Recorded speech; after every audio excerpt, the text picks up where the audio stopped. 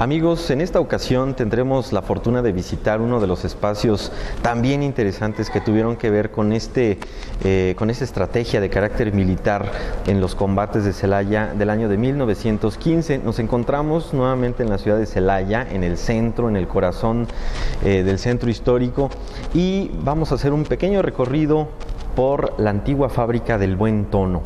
Fíjense ustedes que este inmueble fue construido a fines del siglo XIX y originalmente se destinó como fábrica destiladora de alcohol de caña. También sabemos que en Celaya había otras fábricas para entonces, hacia la segunda parte del siglo XIX, como era, por ejemplo, la fábrica de La Favorita, en donde no solamente se hacía la destilación de alcohol, sino también la producción de aceite vegetal, o la Bética, que se localizaba sobre la calle Morelos. Estas dos fábricas lamentablemente desaparecieron, pero una de las fábricas también más prósperas fue esta, la que se denominó la Internacional,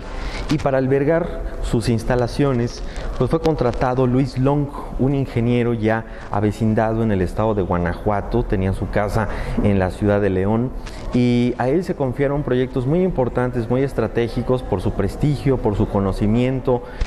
por su trayectoria. A él, por ejemplo, debemos la construcción del Palacio Legislativo allá en la ciudad de Guanajuato. Pues bien, él se dedicó a detallar, a construir, a trabajar algunas ampliaciones de este inmueble, que es de alguna manera inspirado en una antigua estación de carácter francés,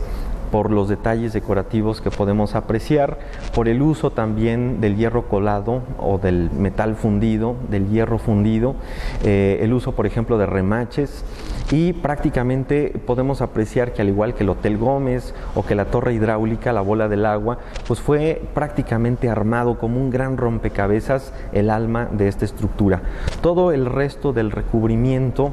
de ladrillo nos habla también de un momento y de un uso meramente utilitario más que decorativo, aunque es sobresaliente por un estilo de carácter francés y por el uso también de estas vidrieras o de estos grandes ventanales de medio punto que permitían una perfecta iluminación hacia el interior de estos espacios.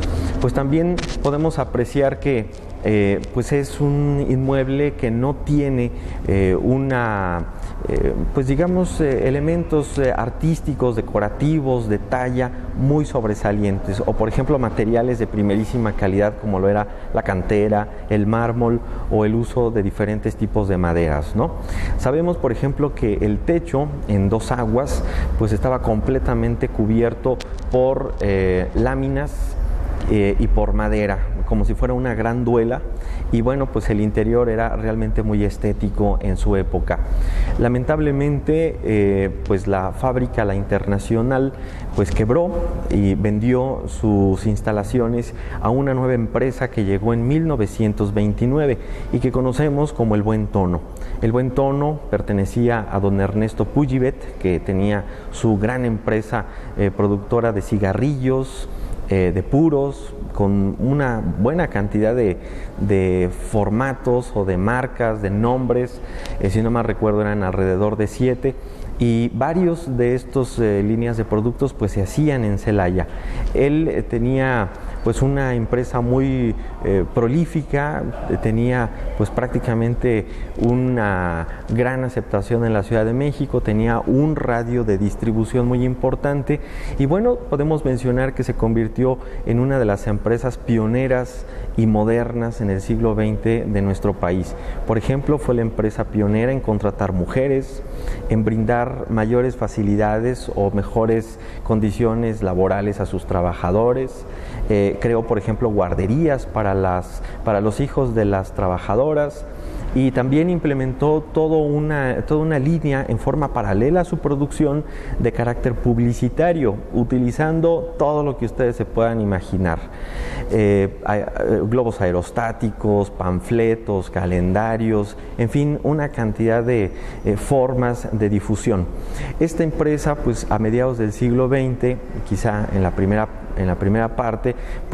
empezó a tener muchos problemas de liquidez, de carácter financiero,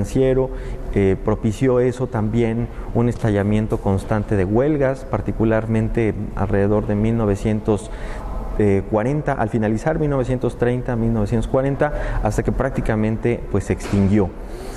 Desde entonces este inmueble ha permanecido en manos particulares, pero fíjense ustedes, es un inmueble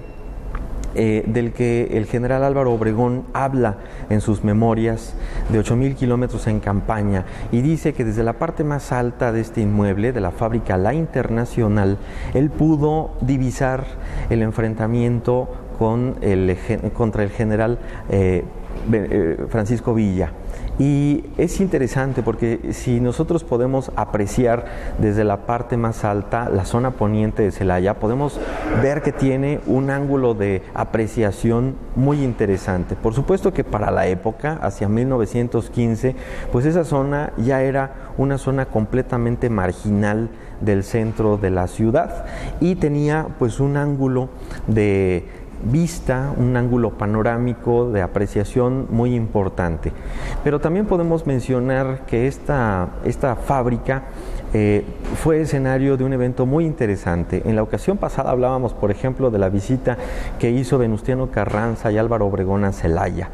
y en este lugar fue el sitio en el cual la señorita Esperanza Alatorre, a un costado de la entrada principal de este inmueble,